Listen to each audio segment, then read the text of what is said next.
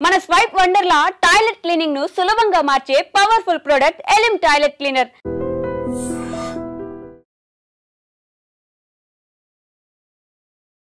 Road ప్రమాదాలు ఎంతో మందిని బలి తీసుకుంటున్నాయి. అతి వేగం వల్ల ఎంతో మంది ప్రాణాలు కోల్పోతున్నారు. ఈ మధ్య కాలంలో రోడ్డు ప్రమాదాలు మరింతగా ఎక్కువవుతున్నాయి. ఎంతో మంది ప్రమాద స్థలంలోనే ప్రాణాలు కోల్పోతుంటే మరికొందరు హాస్పిటల్ కు తరలించే లోపే ప్రాణాలు వదిలేస్తున్నారు. ఇంకొందరు తీవ్ర గాయాలతో క్షతగాత్రులుగా మిగులుతున్నారు. విశాఖలో విషాదకర ఘటన చోటు చేసుకుంది. రోడ్డు ప్రమాదంలో 2 యువకులు ప్రాణాలు విడిచారు. నిన్న సాయంత్రం సుమారు 4:30 సమయంలో ఆనందపురం వైపు వెళ్లే మార్గంలో సరిపల్లి ఫ్లైఓవర్ బ్రిడ్జ్ సమీపంలో ఆదిత్యనగర్ పెందుర్తికి చెందిన డానీ సత్య అవినాష్. ఈ యువకుడి వయసు 20 సంవత్సరాలు. బీటెక్ సెకండ్ ఇయర్ చదువుతున్నాడు. తన స్నేహితుడు శ్రీరామ్ తో కలిసి సరిపల్లి ఫ్లైఓవర్ నుంచి ఆనందపురం వైపు సర్వీస్ రోడ్ లో ప్రయాణిస్తున్నారు. పెందుర్తికి చెందిన శ్రీరామ్ కు 17 సంవత్సరాలు.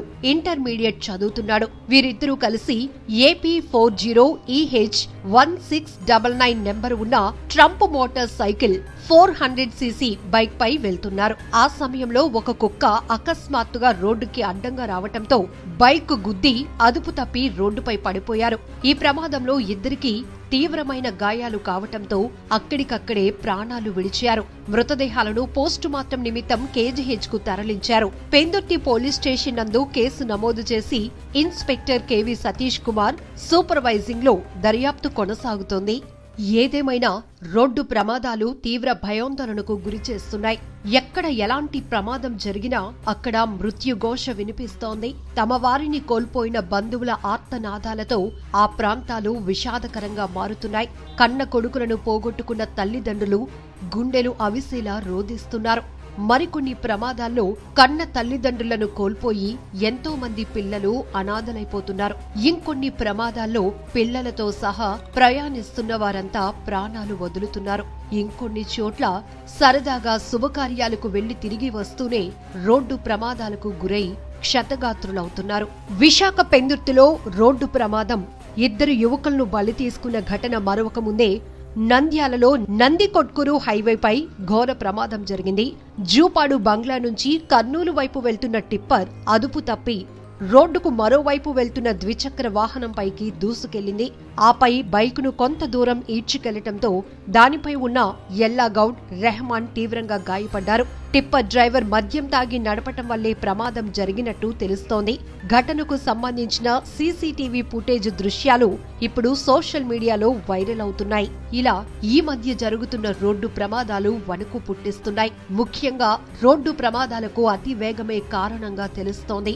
వాహనాలు అదుపులోనికి రాకపోవడంతో ప్రమాద స్థాయి ఎక్కువగా ఉంటుంది. దీంతో అక్కడికక్కడే ఎంతో మంది మృత్యువాత పడుతున్నారు.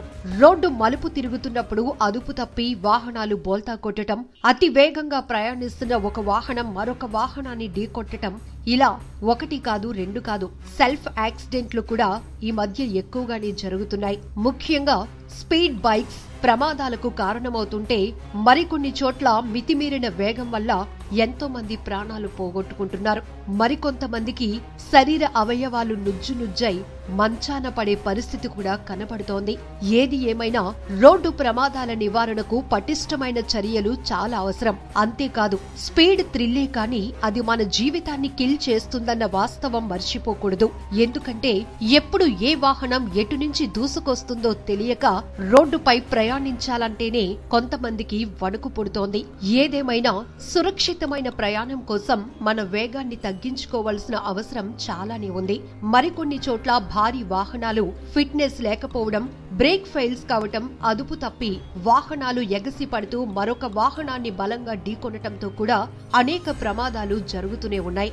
వాహనాలు నడుపుతున్న డ్రైవర్లు, క్లీనర్లతో పాటు ఎదురుగా వస్తున్న వాహనాల్లో అమాయకుల ప్రాణాలు కూడా పోతున్నాయి. ఇలా రోడ్డు ప్రమాదాల తీరు చూస్తుంటే భయమేస్తోంది.